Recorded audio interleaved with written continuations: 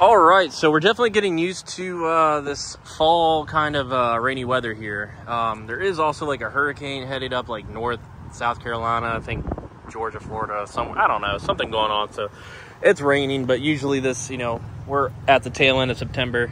Anyways, I wanted to make a video going over maybe your like top 3 or top 5 performance mods for a Toyota 4Runner, because I feel like we've come super far with this. So starting off with the MagnaFlow Overland Series exhaust. I think this is like basically the #1 recommended exhaust for the vehicle. There you go. Very clean fit.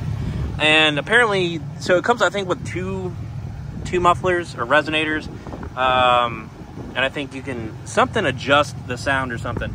So what I like about this one is it's not super loud. It doesn't drone a lot either. Coming from the Mustang, the MBRP exhaust is a little quieter, a little more tame than the Borla Stinger one was, but it's also deeper. The Borla Stinger one was pretty raspy. This one, it's not drony whatsoever. And I'm not a big fan of if I had like an import or something, I'd put an exhaust on it, but I'm a big fan of something that sounds good. And the MagnaFlow exhaust does sound good. I've already posted a video with the intro of revving this. But yeah, so I think that is like one of the #1 mods, probably the #1 mod in my opinion for performance for this vehicle. Obviously, you're not going to get a lot of horsepower out of it, maybe a couple noticeable. I have no idea. Maybe you can tune this to feel the difference, but honestly, I don't care. It sounds better. The old muffler was rusting, so that was the $800 price tag to pay for a better and a good name as well. So the second one will actually be the controller here. So the controller switch, the Oxydo beam switch, and the reason I consider this a performance mod is because it controls these chase lights and these. So I actually did find with the Baja rack as well that I'm going to order some mounts, one for each corner, and they make lights that will basically mount right into it. So it's brackets and lights that fit this rack, which really helps. I found that out today looking at their website. And here you go. So there is your, you can turn these on, the rear, the hood lights. You can't even see those on, but so this allows you to basically just control everything, and it still acts as the sunglass holder, which is nice. So that is probably the most important one, I would say, as a performance mod. You're obviously not going to get horsepower from it, but you're going to get substantially the benefit of being able to control all the lights around you, especially if you're off-roading, even at night, going, trail riding, maybe at night as well with a group of people, and you don't want them running into your 4Runner or overland vehicle. And you also, it just makes it a very convenient in that position, very convenient to control everything. And say you're camping or something and need some lighting, boom, there you go. So when I get the new brackets and lights, these are going to be tied in, hopefully very clean. And then I'll be able to, if I do take this thing off-roading or something like that, or go camping, everything is there. And it just makes it look clean. I'm more about stuff looking clean, rather than functionality first.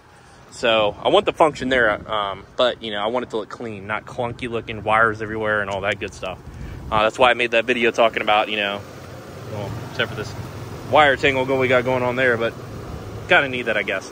But it all operates that. You got a kill switch and all that right here, which is nice. And another performance mod, I guess I would say, is kind of the beneficiary. I'm just going to label it as a performance mod. Pretty much it's not, but if you're coming to a situation, you are off-roading, or you are, doing an overland kind of ride through trail, camping or something, and something were to break down on your rig, Taco, 4Runner, whatever it is, you have good lighting to see underneath. At nighttime, gee, it's very, very bright. So that's why I went ahead and had this strip of LED right there, and then the KC lights at the bottom. So kind of definitely you get the best of both worlds. Plus it was under $100 for both kits, so right around $180 shipped. So I think it's very important to have, especially on a overland build. And that's kind of what this video is talking, you know, showcasing. So it's not like the 4Runner, I'm taking it racing. It's not the supercharged one or anything like that. This is strictly for off-roading, you know, going through trails, having an overland type build or something like that, or just having a, you know, 4Runner like I do, and you want the benefit of everything just in case you ever decide to do that. And the last thing I would probably include is definitely a radiator. I know people have said like, oh, there's the green. I'm actually waiting for the new one. It should be here apparently October 1st. I ordered a CSF.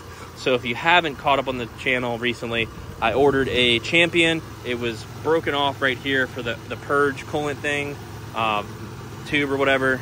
Can't think of the word. Through shipping, they ordered a, what do you call it? Dismo, or the factory one. That one came broken in the same spot. So I went ahead and ordered a CSF or CFS or whatever it is, radiator. I was going to go with a Koyo, but I didn't because of the manual transmission. But then I later learned, after ordering the CSF1 or CFS, whatever it is, that I could have done that. You just have to have a separate trans-cooler mount. But I'm not really worried about doing that. I went ahead and spent, you know, a little over $450 basically, $450 flat actually, for the radiator. It's a high-performance aluminum radiator. Do I need that? No, but the benefit of having a better radiator than the Denso one, there you go. It's just, in my mind, it's like kind of like security, you know. You want the best of both worlds, to kind of just have that feature there. So you definitely want something, a good cooling system on these vehicles, especially if you are doing like a lot of off-roading and trail riding and stuff like that. Definitely will help out. So those are the top performance mods that I would say to have, you know, even lights like this. But you kind of just want the important things. So but that's going to do it for this video. Appreciate you stopping by. As we kind of dive into more of this build, the finished touches of it, and then next week will be the end of it until I get those other lights and brackets. Sorry, lights and brackets. But yeah, I'll catch you guys later. Have a good one.